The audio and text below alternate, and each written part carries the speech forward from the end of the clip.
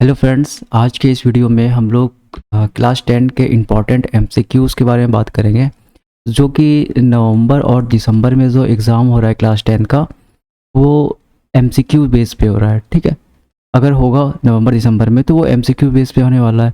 तो उसी का इम्पॉर्टेंट एमसीक्यूज़ करने वाले हैं जो कि फिजिक्स का है। ठीक है, फिजिक्स का जो फर्स्ट चैप्टर है करंट, उसका जो इम्पोर्टेंट एमसीक्यूज़ है, मैंने टॉप 30 एमसीक्यूज़ है वो लिया है। ठीक है, तो ऐसा सवाल ही आप लोगों को देखने को मिलेगा आपके जो नवंबर दिसंबर में जो एमसीक्यूज़ लेवल का एग्ज़ाम होने वाला है। ठीक है, ये फिजिक्स का मेरा फर्स्ट वीडियो ही है ये, और इसमें मैंने फिजिक्स कर लिया है। ठीक है, बारी बारी से हर एक सब्जेक्ट का मैं फिजिक्स, केमिस्ट्री और मैथ का तीनों का एमसीक्यूज़ में डाल दूंगा। ठीक है, फिलहाल अभी सिलेबस आया नहीं है, तो मे बी सिलेबस में आपका करंट इलेक्ट्रिसिटी जो है वो ऑब्जेक्टिव एमसीक्यू बेस में हो सकता है। ठीक है, तो चलिए शुरू करते हैं। सबसे पहला सवाल है, the work done in moving a unit charge across 2 points in an electric current in an electric circuit is measure of.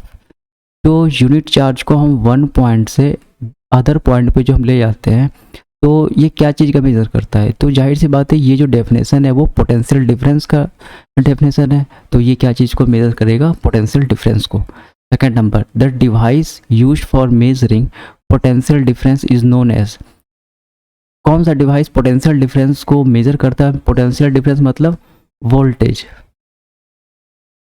Voltage को क्या मेजर करता है? तो राइट आंसर क्या है? Volt meter. ऐसा सवाल देखने को मिलेगा, काफ़ी ज़्यादा मिलेगा। ठीक है, कौन सा डिवाइस, क्या एसआई यूनिट, छोटा न्यूमेरिकल फॉर्मूला बेस्ड। ठीक है, ऐसा सवाल एमसीक्यूज में पूछा जाता है। ठीक है, तो जो वोल्टेज को कौन सा डिवाइस मेजर करता है, तो राइट आंसर होगा वोल्ट मीटर। अच्छा, अगर पूछेगा करंट को कौन मेजर करता है, तो अमीटर। ये किसके लिए है?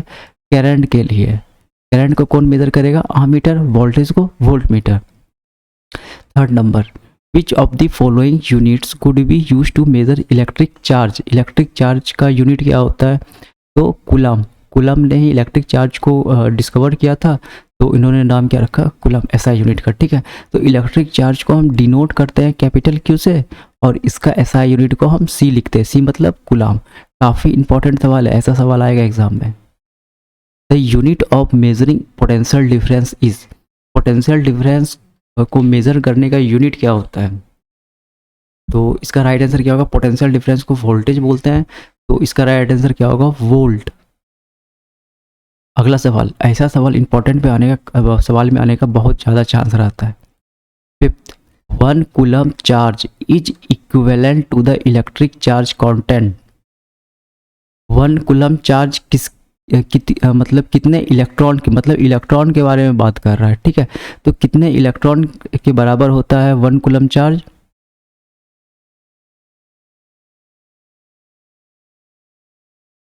ठीक है, तो कितने इलेक्ट्रॉन के बराबर होता है? तो डायरेक्ट डेटा याद करना है। 6.25 इंटू 10⁻18 कूलम, मतलब अगर 10⁻18 इलेक्ट्रॉन, मतलब अगर आप इतना इलेक्ट्रॉन को पकड़ो तो जाकर के ये कितना चार्ज देता है? 1 कूलम। ठीक है, तो डायरेक्ट डेटा याद रखना काफ़ी इंपॉर्टेंट है। ये भी डेटा याद रखना है। 6.25 इंटू 10⁻18 इलेक्ट्रॉन बराबर क्या होता है? 1 coulomb of charge. 6, the other name of potential difference. Potential difference को भी बताए थे वोल्टेज कहते हैं। ठीक है, पोटेंशियल डिफरेंस को हम क्या बोलते हैं? वोल्टेज बोलते हैं। 7, इंपॉर्टेंट सवाल है, which statement oblique statements are correct? An ammeter is connected in series in circuit and a voltmeter connected in parallel. ये नंबर सही है। जो आर्म मीटर है उसे हम सीरीज में कनेक्ट करते हैं किसी सर्किट में, और वोल्ट मीटर को हम पैरेलल में करते हैं। ठीक है, ये तो सही है ऑप्शन। ठीक है, ये नंबर सही है। बी के बारे में देखते हैं, बी सही है या गलत है? Ammeter has a high resistance, ये गलत है। सी देखते हैं, a voltmeter has a low resistance, तो ये भी क्या है? गलत है। ऑप्शन नंबर डी जो होगा, केवल जो ओनली ए करेक्ट आंसर है। ठीक है, अब सुधार लो इसको। जो आर्म मीटर है वो करंट मेजर करता है। ठीक है, करंट मेजर करने के लिए क्या करना पड़ेगा? आपको रेसिस्टेंस को कम करना पड़ेगा। जितना कम रेसिस्टेंस रहेगा सर्किट में, उतना ही ज़्यादा करंट फ्लो करेगा। क्यों? क्योंकि रेसिस्टेंस और करंट इनवर्सली प्रोपोर्शनल है। रेसिस्टेंस का काम है करंट को अपोज करना। तो जब अगर हम किसी सर्किट में हाई रेसिस्टेंस लगा देंगे तो सर्किट में करंट कैसे ट्रेवल करेगा ना। अगर सर्किट में करंट फ्लो नहीं करेगा तो आमीटर कैसे मेजर कर पाएगा। तो जाहिर सी बात है यहाँ पे हमको क्या करना पड़ेगा, लो रेसिस्टेंस यूज़ करते हैं। ठीक है, आमीटर में लो रेसिस्टेंस यूज़ करते हैं। ठीक उसी तरह हम लोगों को वोल्ट मीटर से वोल्टेज मेजर करते हैं। अब वोल्टेज मेजर करने के लिए करंट को कम करना पड़ेगा और रेसिस्टेंस को ज़्यादा करना पड़ेगा। तो यहाँ पे हम लोग हाई रेसिस्टेंस यूज़ करते हैं। ठीक है, इसको सुधार लेना है, यहाँ पे हाई होगा और यहाँ पे लो होगा। और अभी के लिए ऑप्शन नंबर ए जो है वो बिल्कुल सही ऑप्शन है। ठीक है, 8 number, which unit could be use to measure current. बहुत इंपॉर्टेंट सवाल है, करंट को हम एम्पेयर से मेजर करते हैं। ऐसा सवाल देखने को मिलेगा ही मिलेगा एग्जाम में। यूनिट क्या होता है करंट का, ampere. 9, the current through a flood lamp is 5 ampere.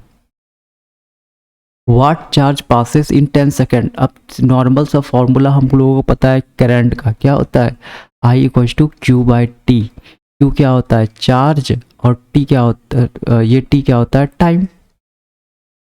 ठीक है, अब देखो ये आई क्या होता है करंट। अब हमको क्या क्या दिया गिवन दिया हुआ है, करंट का वैल्यू दिया हुआ है 5 एम्पेयर।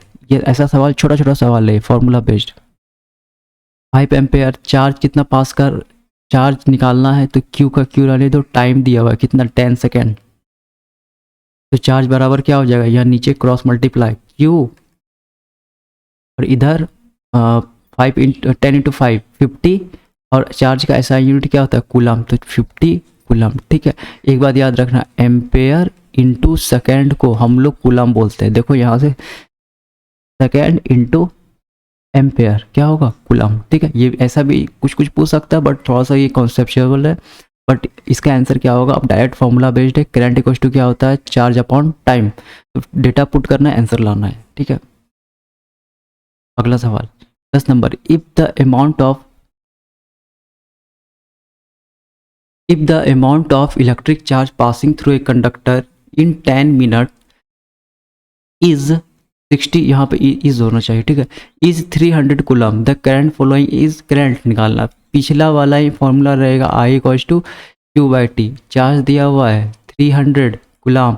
अच्छा, अब एक बात याद रखना है, टाइम का ऐसा यूनिट को हम लोग मिनट लेते हैं। ठीक है, टाइम का ऐसा यूनिट क्या लेते हैं हम लोग, मिनट लेते हैं। टाइम का ऐसा यूनिट हम लोग सेकेंड में लेते हैं। ठीक है, यहाँ दिया क्या है मिनट दिया हुआ है, तो हम लोगों को कन्वर्ट करना पड़ेगा सेकेंड में। तो डायरेक्ट कर देना है 60 से एक बार मल्टीप्लाई और ये आ जाएगा किस में, सेकेंड में। देखो ये 0 से ये 0 और ये इससे ये, तो यहाँ पे क्या आंसर होगा,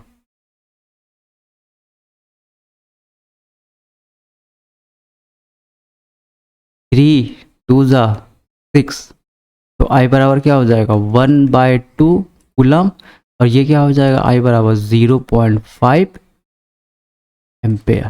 ठीक है, कूलम पर सेकेंड, नीचे सेकेंड ऊपर कूलम, ये क्या होता है 0.5 एम्पेयर। तो ऑप्शन नंबर सी क्या होगा करेक्ट। ठीक है, डायरेक्ट फॉर्मूला लगाना है, मिनट को सेकेंड में चेंज कर देना है क्योंकि टाइम का ऐसा यूनिट हम लोग सेकेंड में रखते हैं, बस और कुछ नहीं करना है। सिंपल सा सवाल था। 11 number, the potential difference across 3 ohm resistor. Resistance दिया हुआ है कितना 3 ओम, वोल्टेज दिया हुआ है कितना 6 वोल्ट, करंट निकालना है तो हमको ओम्स लॉ से पता है वी इक्वल्स टू क्या होता है आई आर। और आई बराबर क्या हो जाएगा, देखो इसको नीचे लेके चले जाओ, वी बाई आर। वी कितना दिया हुआ है 6, आर 3, करंट का ऐसा यूनिट एम्पेयर, 3 दूनी 6 यानी 2 एम्पेयर। देखो 3 दूनी 6 यानी 2 एम्पेयर। ठीक है, राइट आंसर होगा ऑप्शन नंबर सी। सवाल पूछेगा ऐसा सवाल छोटा छोटा।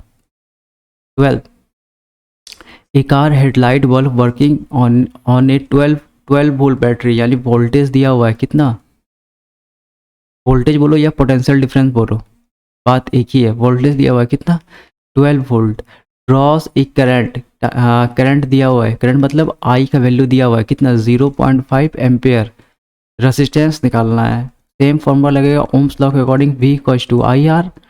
तो आर बराबर क्या हो जाएगा वी बाई आई, इस बार आई नीचे चले जाएगा इसके नीचे, तो वी का वैल्यू कितना दिया हुआ है 12, आई 0.5, एक ऊपर जाएगा तो 5 दूनी 10 और 5 चौके 20, ये क्या हो जाएगा वोल्ट, सॉरी रेसिस्टेंस का ऐसा यूनिट क्या होता है ओम। तो 24 ओम, देखो 24 ओम कहाँ पर है यहाँ पर। अच्छा ओम को कैसे रिप्रेजेंट करते हैं, ऐसे हो सकता है ये भी पूछ दे, छोटा छोटा सवाल, ज़्यादा टफ सवाल नहीं पूछेगा, ठीक है, हल्का हल्का सवाल पूछेगा, ज़्यादा टफ सवाल नहीं पूछेगा। 13 Ohm's law give the relationship between, बताए ओम्स लॉ क्या बोलता है, voltage is directly proportional to current. एक शर्त रख दिया है शुरू में ही, एट कांस्टेंट टेम्परेचर, अगर टेम्परेचर छेड़छाड़ हुआ, टेम्परेचर में चेंज हुआ तो वो फेल हो जाएगा ये लॉ, ठीक है। शुरू में क्या बोल दिया, at constant temperature voltage is directly proportional to current. तो देखो करंट और पोटेंशियल डिफरेंस के बीच में ये रिलेशनशिप देता है, ओके। तो ओम्स लॉ क्या बताता है, करंट और पोटेंशियल डिफरेंस में रिलेशनशिप। इंपॉर्टेंट है, छोटा ही सवाल, ये ज़्यादा टफ नहीं है। 14 the unit of electrical resistance, electrical resistance का ऐसा यूनिट क्या होता है ओम, काफ़ी इंपॉर्टेंट है, ठीक है। 14 नंबर, ऐसा सवाल तो जाहिर से बात पूछेगा ही पूछेगा। 15 keeping the potential difference constant the resistance of A circuit is double. देखो पूछ सकता है ऐसा सवाल, कोई बड़ी बात नहीं है, ठीक है, पूछ सकता है। कह रहा है कि पोटेंशियल डिफरेंस को तुम कांस्टेंट रखो, ठीक है। उसके बाद क्या कह रहा है, resistance of A circuit is double. अब पता रहना चाहिए कि रेसिस्टेंस और करंट में क्या रिलेशनशिप होता है। तो बता देते हैं कि रेसिस्टेंस और करंट दोनों इन्वर्सली प्रोपोर्शनल होता है, ठीक है। अगर रेसिस्टेंस का काम ही क्या है, करंट के फ्लो को अपोज करना, यानी जब हम रेसिस्टेंस को हाई कर देंगे तो करंट क्या हो जाएगा, ऑटोमेटिक कम हो जाएगा, या जब हम करंट को हाई करेंगे तो रेसिस्टेंस क्या हो जाएगा, कम होगा, दोनों उल्टा है, ठीक है। बस इतना बात याद रखना है। चलो अब हम बात करते हैं, ऐसा सवाल देगा, पोटेंशियल डिफरेंस को ही कांस्टेंट करेगा, ठीक है। तो कह रहा है कि resistance of A circuit is double, अगर रेसिस्टेंस को हम यहाँ पे 2 कर देंगे तो करंट क्या हो जाएगा, हाफ हो जाएगा। बस ऐसे ही ये सवाल का ट्रिक है, ये 2 तो ये हाफ, अगर ये हो 2 तो ये हाफ, ठीक है। देखो हाफ कहाँ हो रहा है, बी नंबर से ही, ठीक है, करंट क्या हो जाएगा half. 16 keeping the potential difference, keeping the potential difference constant, देखो फिर से वोल्टेज को कांस्टेंट कर रहा है, तो वोल्टेज क्या है कांस्टेंट है, पोटेंशियल डिफरेंस को ही हम वोल्टेज बोलते हैं। और इस बार क्या क्या कर रहा है कि रेसिस्टेंस सर्किट क्या कर रहा है हाफ, तो resistance is inversely proportional to current. और देखो रेसिस्टेंस को क्या कर रहा है हाफ, अगर ये हाफ तो ये क्या हो जाएगा डबल, देखो डी ऑप्शन सही। अच्छा अब कंफ्यूज नहीं होना है, आई को यहाँ भी रख सकते हो और रेसिस्टेंस को यहाँ भी रख सकते हो, बशर्ते इसको यहाँ पे जो रखोगे 1 में रखना है, ठीक है, दोनों सही है। ऐसा कोई ज़रूरत नहीं है कि सिर्फ यही फिक्स रहेगा। देखो यहाँ भी वही करेंगे, अगर हम यहाँ पर हम इसको अगर हम हाफ करेंगे तो ये क्या हो जाएगा डबल हो जाएगा, यहाँ भी वही बात हो रहा है। तो ऑप्शन राइट आंसर क्या होगा, ऑप्शन नंबर डी डबल। पूछ सकता है सवाल, छोटा ही सवाल है ये। 17 नंबर में भी पूछे या नहीं भी पूछ सकता है, तो देख लो ऐसा सवाल, ठीक है। रेसिस्टिविटी निकालना है, रेजिस्टेंस निकालना है रेसिस्टिविटी के टर्म में। यहाँ पे डेटा एक मिसिंग है, 1 मिनट। देखो रेसिस्टिविटी कितना दिया हुआ है, अब टोटल सवाल फिर से पढ़ देते हैं। The resistance of a wire length 300 metre, cross section area 1.2 mm², ठीक है, made of material of resistivity 1.0 into 10⁻⁷ ohm metre. Resistivity का ऐसा यूनिट ओम मीटर होता है, रेसिस्टेंस का सिर्फ ओम, ये भी बात याद रखना है, ठीक है। तो रेसिस्टेंस निकालना है, क्योंकि हमको रेसिस्टेंस के बारे में सवाल में स्टार्टिंग किया हुआ है। तो अब देखो रेसिस्टिविटी का फॉर्मूला लिखने में कंफ्यूज नहीं करना, रेसिस्टेंस के टर्म में ही हम रेसिस्टिविटी का फॉर्मूला लिखेंगे। कैसे लिखेंगे, देखो क्या होता है, जो रेसिस्टेंस होता है वो डायरेक्टली प्रोपोर्शनल लेंथ होता है, यानी जितना लंबा वायर उतना ही रेसिस्टेंस, और जो रेसिस्टेंस होता है वो inversely proportional to area of cross section होता है। इसको इक्वेशन सेकंड मानो और इसको इक्वेशन फर्स्ट मानो। अब दोनों इक्वेशन को कंबाइन करो, देखो यहाँ भी रेसिस्टेंस है, यहाँ भी रेसिस्टेंस, तो यहाँ पे रेसिस्टेंस आर लिख देंगे। यहाँ भी प्रोपोर्शनलिटी का साइन है तो यहाँ भी लगा देंगे प्रोपोर्शनलिटी का साइन। देखो ऊपर में क्या है लेंथ है, तो ऊपर में लेंथ को ही रखेंगे, नीचे क्या है एरिया ऑफ क्रॉस सेक्शन है, ए मतलब area of cross section. Area of cross section क्या होता है, जैसे ये वायर है सिलेंड्रिकल वायर होता है ना, तो ये जो चीज़ है ये आगे में गोल जैसा, इसको बोलते हैं area of cross section. Area of cross section मतलब सिंपली भाषा में समझो तार कितना मोटा है और कितना पतला है, ठीक है, उसको हम क्या बोलेंगे, एरिया ऑफ क्रॉस सेक्शन। और नीचे में क्या आ जाएगा, देखो एरिया क्रॉस सेक्शन नीचे है तो नीचे में आ जाता है, ठीक है, ऊपर लेंथ था लेंथ में, ठीक है। फिजिक्स में एक रूल है, अगर कोई भी इस टर्म को खत्म करना, इसको बोलते हैं कांस्टेंट टर्म, प्रोपोर्शनलिटी टर्म, ठीक है, अगर इसको हम खत्म करेंगे तो एक कांस्टेंट और प्रोपोर्शनलिटी लगाना पड़ता है, तो इस समय क्या लगेगा, रो मतलब रेसिस्टिविटी, और एल का एल ही उतार दो और ए का ए ही उतार दो। देखो ये फॉर्मूला होता है रेसिस्टिविटी का, हम इसको इधर ही रखना है। रेसिस्टेंस बराबर क्या हो जाएगा, रो एल बाई ए। अभी हम लोग यही फॉर्मूला यूज करेंगे, ठीक है। कहाँ से आ गया फॉर्मूला, समझ गए, चलो अब शुरू करते हैं, ठीक है। कौन सा फॉर्मूला यूज करेंगे, R equals to rho L by A, बताओ, R equals to rho L by A. सारा डेटा गिवन है, देखो लेंथ दिया हुआ है कितना, 300 मीटर। अच्छा एक बात याद रखो, देखो यहाँ पे SI यूनिट मीटर है, यहाँ भी SI यूनिट मीटर, यहाँ भी SI यूनिट मीटर है, लेकिन यहाँ पे mm स्क्वायर है। तो mm स्क्वायर का कन्वर्जन क्या होता है, 1 mm स्क्वायर बराबर होता है 10⁻⁻6 मीटर स्क्वायर। देखो एरिया का SI यूनिट क्या होता है, मीटर स्क्वायर, तो हमको जाहिर सी बात है इसको मीटर स्क्वायर में चेंज करना है, तो 10⁻⁻6 मीटर स्क्वायर करना पड़ेगा, ठीक है। तो रेसिस्टिविटी का वैल्यू कितना है, 1। अच्छा ये 1 है तो इसको नेगलेक्ट करो, 1 से किसी भी चीज़ को मल्टीप्लाई करोगे तो 1 नहीं हो जाएगा, तो हम डायरेक्ट लिखते हैं 10⁻⁷, लेंथ 300 मीटर है, छोड़ो SI यूनिट को, अभी रेजिस्टेंस तो ओम में ही आएगा, और एरिया क्रॉस सेक्शन बताए थे कितना हो जाएगा यहाँ पे 10⁻⁻6 मीटर स्क्वायर में कन्वर्ट करके। टोटल रेजिस्टेंस किस में आएगा, ओम में आएगा। अब देखो कैसे सॉल्व करते हैं, देखो यहाँ पे 10⁻⁻7 इसको ऊपर लेके जाओ तो प्लस का 6 हो जाता है, ठीक है, इनटू में क्या है 300। देखो यहाँ पे -1 का पावर आ जाएगा, 10⁻⁻1 इंटू 300। देखो इसको नीचे कर दो अब, तो 300 अपॉन इसको नीचे करेंगे तो 10, 1 0 से 1 0 गया, क्या बचेगा 30 ओम। 30 ओम कहाँ पर है, 10, ठीक है। इंपॉर्टेंट सवाल है, पूछ सकता है, ओके, नहीं भी पूछ सकता है, बट एक बार करने में कुछ नहीं जाता, ठीक है, बहुत ईजी सवाल था। 18 number, when the diameter of a wire is double. अब देखना यहाँ पे जब डायमीटर बोलेगा तो एरिया ऑफ क्रॉस सेक्शन होता है, डायमीटर कहाँ होता है, अब एज ए सिलेंड्रिकल वायर होता है तो जाहिर सी बात है यहाँ पे इसका कुछ रेडियस होगा, कुछ डायमीटर होगा, ये इस सामने वाले पार्ट का। देखो हम एक छोटा सा कॉन्सेप्ट बता दे रहे हैं, एरिया से ही डायमीटर आता है, क्यों, क्योंकि एरिया का फॉर्मूला होता है πr²। तो रेडियस को डायमीटर में चेंज करेंगे तो भी यहाँ पे d² ही आएगा, क्यों, क्योंकि रेडियस क्या होता है, डायमीटर का आधा होता है, तो फिर भी यहाँ पे d का तो स्क्वायर आएगा, ठीक है। अब देखो यहाँ पे अगर डायमीटर दिया और बोलेगा कि उसको डबल करना है, तब ये क्या हो जाएगा 1/4 टाइम, क्या हो जाएगा 1/4 टाइम। अगर डायमीटर को हाफ करेगा तो ये क्या हो जाएगा 4 टाइम। सिर्फ और सिर्फ डायमीटर का बात कर रहे हैं, एरिया क्रॉस सेक्शन नहीं बोल रहे हैं। यहाँ पे देखो 1/d², अगर डायमीटर को डबल करेगा तो ये 1/4 हो जाएगा, ठीक है। अगर डायमीटर को आधा करेगा तो ये क्या हो जाएगा 4 टाइम्स हो जाएगा रेजिस्टेंस। अभी यहाँ क्या कर रहा है, डायमीटर को डबल कर रहा है, तो ये क्या हो जाएगा 1/4 टाइम हो जाएगा, याद रखना 4 आ जाएगा यहाँ पे, ठीक है। अब देखो यहाँ पे the area of cross section of conductor is double. अब direct area of cross section को डबल कर रहा है, तो इसको अगर हम डबल करेंगे तो अभी ठीक पहले बताए थे रेजिस्टेंस वाले सम में, रेजिस्टेंस और करंट में, ठीक है। तो अगर हम एरिया क्रॉस सेक्शन को डबल करेंगे तो ये आधा हो जाएगा। अब यहाँ 4 मत लगाना, ठीक है, तो ये क्या हो जाएगा, देखो हाफ, ठीक है। When the area of cross section of a conductor is double, area of cross section को डबल करेंगे तो रेजिस्टेंस क्या हो जाएगा, आधा हो जाएगा।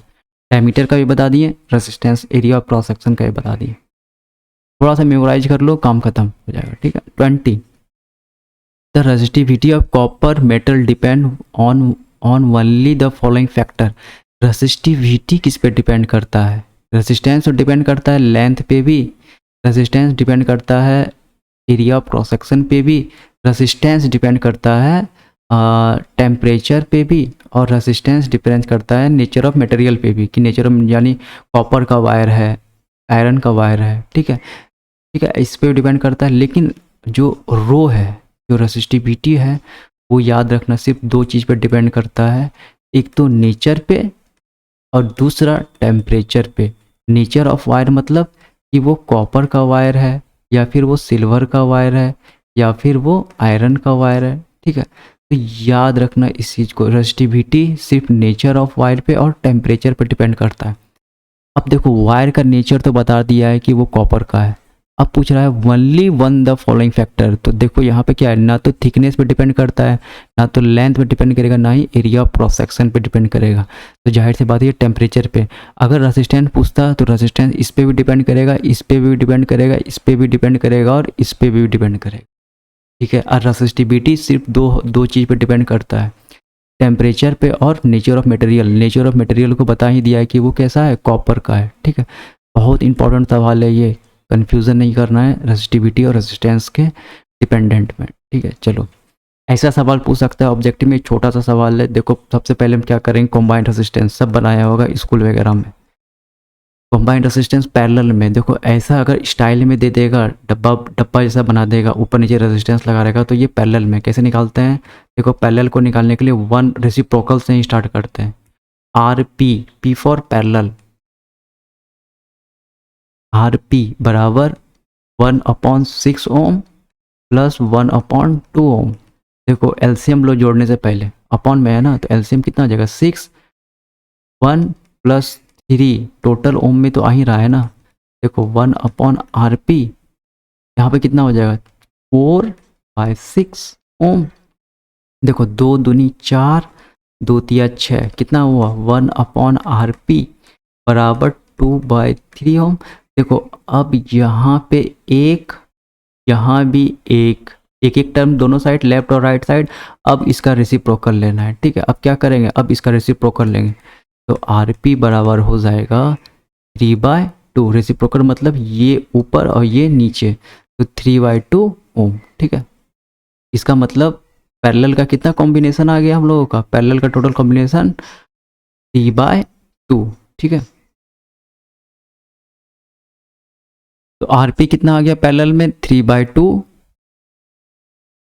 अब देखो क्या कैसे बन जाएगा ये सर्किट, देखो फिर से एक बार बना दो, तो ये कितना आ गया, ये दोनों मिला करके 3/2 ओम और ये ऑलरेडी 6 ओम है। देखो अब ये दोनों किस में, सीरीज में। सीरीज का तो सबसे आसान होता है, डायरेक्ट ऐड कर दो, 3/2 ओम प्लस 6 ओम, फिर से नीचे 1 2 3 प्लस 3 नहीं 2, और यहाँ पे कितना सही है 3 + 12, यानी ये हो जाएगा, ये कितना हो जाएगा 15/2 ओम, ठीक है। ये पूरा था क्या निकलेगा इक्विवेलेंट, टोटल कॉम्बाइंड रेजिस्टेंस कितना निकलेगा 15/2। समझ गए होगे, ऐसा सवाल पूछ सकता है एग्जाम में, ठीक है।